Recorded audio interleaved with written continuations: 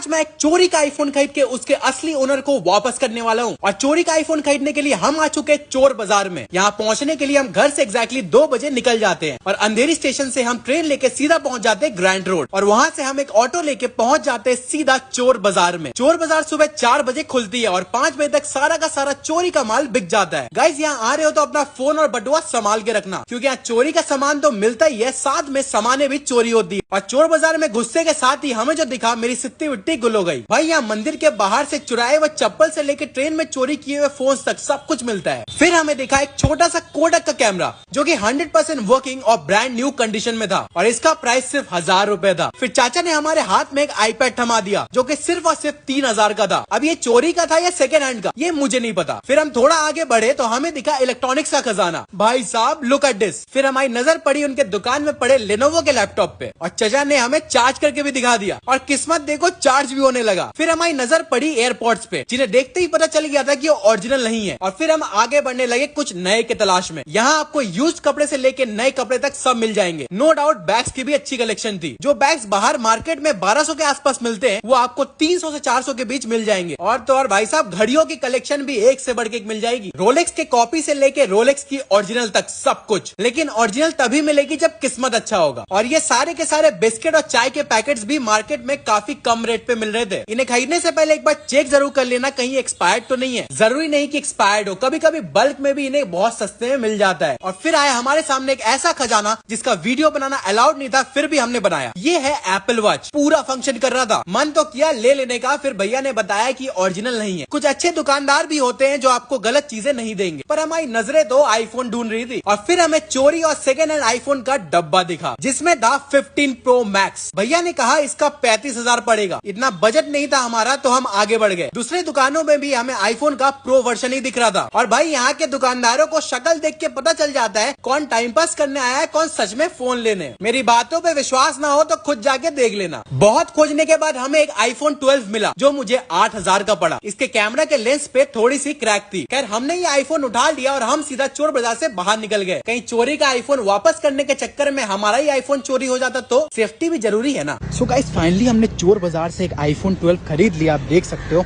एकदम brand new condition में तो नहीं है। एक्स भी दिख जाएंगे यहाँ पे, स्क्रैचेस भी दिख जाएंगे आपको। एकदम चोर बाजार से जस्ट निकला हूँ अभी। और भाई साहब देखो ये चोर बाजार का लोकेशन है और यहाँ से मैंने ये आईफोन खरीदा है। और फिर हमने लिया वहाँ से टैक्सी जिन्होंने 40 रुपए लिया और हमें ग्रैंड रोड छोड़ दिया। और वहाँ से हम ट्रेन लेके सीधा पहुंचे घर जाके हमने कपड़े बदला और निकल गए एयरपोर्ट के लिए, क्योंकि काफी ज्यादा जांच पड़ताल करने के बाद हमें पता चला ये आईफोन किसी जयपुर में रहने वाले बंदे का है। हमने मुंबई से